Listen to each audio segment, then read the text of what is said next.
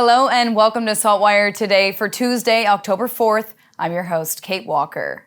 Prime Minister Justin Trudeau is in town. He was in Dartmouth this morning with Immigration Minister Sean Fraser and other MPs to announce $300 million in federal funding for post-Fiona support.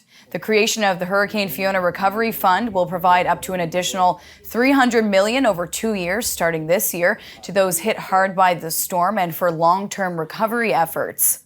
This funding will support projects to repair and rebuild storm-damaged critical infrastructure such as wharves, support the cleanup of fishing gear so that boats and marine life can once again safely navigate these waters, of course help local businesses and communities rebuild and recover. The new funding will provide support for costs that may not be covered by existing federal programs, including the Disaster Financial Assistance Arrangements through the DFFA. The federal government covers up to 90% of eligible provincial expenses following a disaster, including providing transportation, emergency food and shelter, and restoring or replacing uninsurable dwellings and items. HRM residents have until tomorrow to drop their post-storm debris at one of the waste drop-offs around the municipality. The cleanup continues with downed trees still scattered across the city. There's concern for branches that are blocking accessibility to sidewalks and even roads. According to the city, municipally owned trees that fall on private property are being removed by HRM. But Natalia Diaz-Incense, who lives on Almond Street in Halifax, is still waiting for the city to clean up a tree that's resting on her house. Today, tomorrow at the latest, I'm hoping before the end of the week, to cut down the pieces because it's only a piece that they took down so far in Nova Scotia Power. So we need all the tree to come down apparently. It cannot be safe, but it's leaning against the roof and it's kind of scary to be down here as we speak. It's being held by the wires, the communication lines right now, and it's a big tree. The city's website says if a tree has fallen in the right-of-way and is blocking or impeding traffic, a sidewalk or a bike lane, residents should call 311. Trees located on private property are the sole responsibility of the homeowner. And since Wednesday, September 28th until tomorrow, October 5th, there has been a total of 8 short-term tree waste drop-offs at these locations from 8 a.m. to 8 p.m. And there is no charge for using this service for tree waste. Halifax Transit will soon be rolling out a digital option with an app where passengers can purchase fares and passes. Council approved the $1.3 million tender to UK-based Masabi for their free mobile fare app called Just Ride. It will work for fares on buses, ferries, and Accessibuses and should be ready to go in about 2 months. Transit passengers will still be able to use paper tickets and cash. City staff made price recommendations for the passes that will only be available on the mobile app. They have been discounted between 10 to 20%. A day pass, $7 for adults and $5 for youth and seniors. A 2-day pass, $12 for adults and $9 for youth and seniors. A weekly pass, $23 for adults and $17 for youth and seniors. A 20-ride pass, $44 for adults and $32 for youth and seniors. As for transfers, once the electronic ticket is activated, it will be active and usable for at least 90 minutes. Neptune Theatre's 60th anniversary season continues this week in a collaboration with the Prismatic Arts Festival, presenting Cliff Cardinal's hard-hitting play Huff, about 2 young men coping with the death of their mother. A multiple award winner, Huff tells its story with dark humor and intense performances on Neptune's Scotiabank Theatre stage. Stephen Cook dropped by the theatre to find out more about this special production. Cliff Cardinal's Huff is an unforgettable night of theatre that has been winning awards and acclaim on both sides of the Atlantic for the past decade.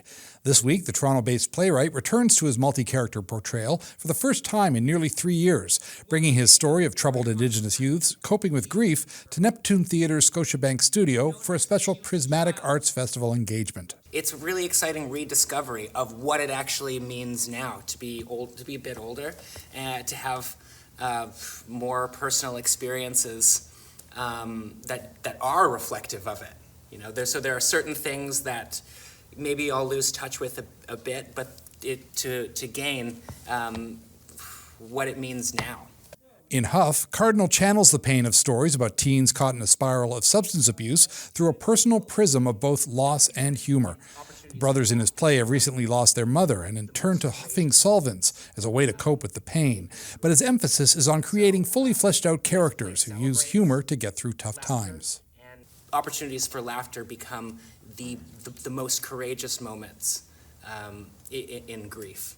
And so this play celebrates laughter and laughter in grief, but we're not trying to speak for anyone's experience.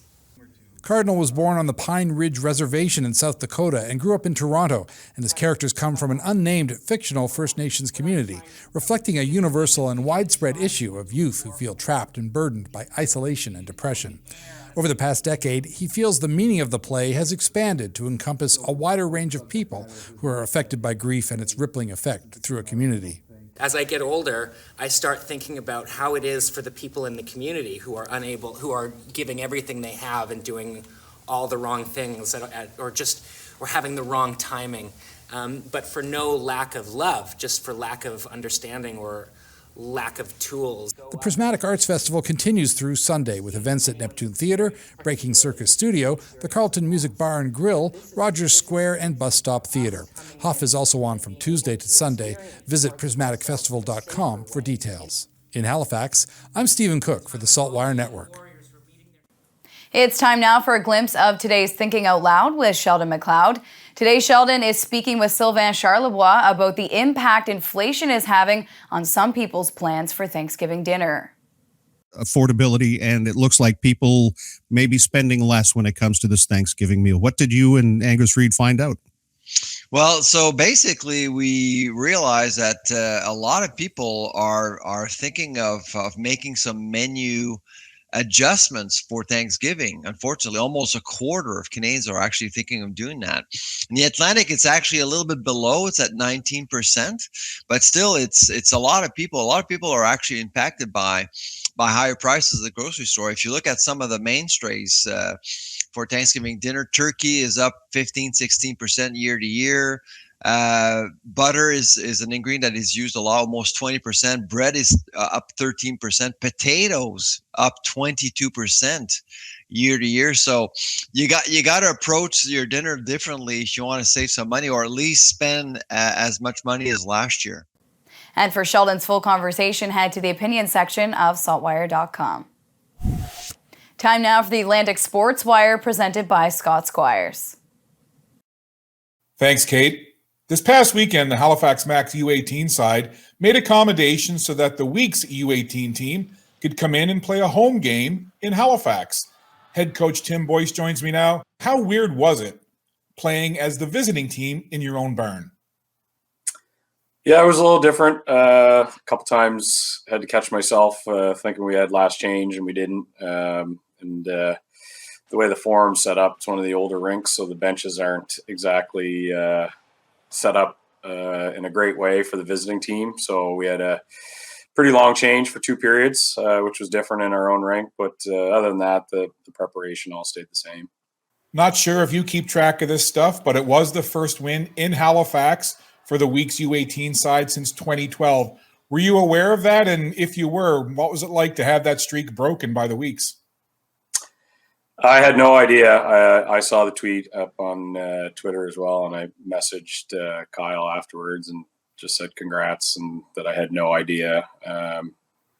We've obviously had some really good success in the last 5 years where we've only lost, somewhere between 5 and 10 games in a full regular season. So I'm sure there's probably some other streaks out there like that we're not aware of, but it's good. I'm happy for Kyle and his crew. They got a good squad there this year, and I think it's good for the league. The Max next game is tomorrow night in Cole Harbour, 7:15 puck drop versus the Wolfpack. In Halifax, I'm Scott Squires for the Atlantic Sports Wire. Thank you, Scott. On to weather now. To see what's coming up in the forecast, we're going to check in now with our weather specialist, Alistair Alders. Thanks, Kate. It was another chilly start this morning, but we recovered nicely this afternoon. It was a beautiful day. If you are looking for warmer temperatures, they are in the forecast, but some unsettled weather is on the way too. This evening, it will be partly cloudy and we'll see the temperature near 9 degrees. We wake up near 8 degrees on Wednesday morning, mainly cloudy, and we'll have a chance of showers. As we go into the afternoon, holding on to a chance of showers. Now, the modeling a bit uncertain for the forecast for tomorrow. Some models have more widespread showers developing. Others keep the day mostly dry. We'll head up to a high of about 15 degrees. If we get into a bit more sunshine in the afternoon, if the showers do hold off, it could get a bit warmer. Now, these showers are the remnants of what was once Hurricane Ian. They will be moving north as we continue into Thursday, so we'll continue to have some showers around on our Thursday. A bit of a break on Friday, and then another system comes in on the weekend, bringing a pretty good chance of showers for our Saturday. Kate. Thank you, Alistair. That's all for now. For more extended video and full online articles, stay tuned to saltwire.com. And you can find us on Instagram and Twitter at SaltWire Today. I'm your host, Kate Walker. Thank you for joining us, and we'll see you back here tomorrow.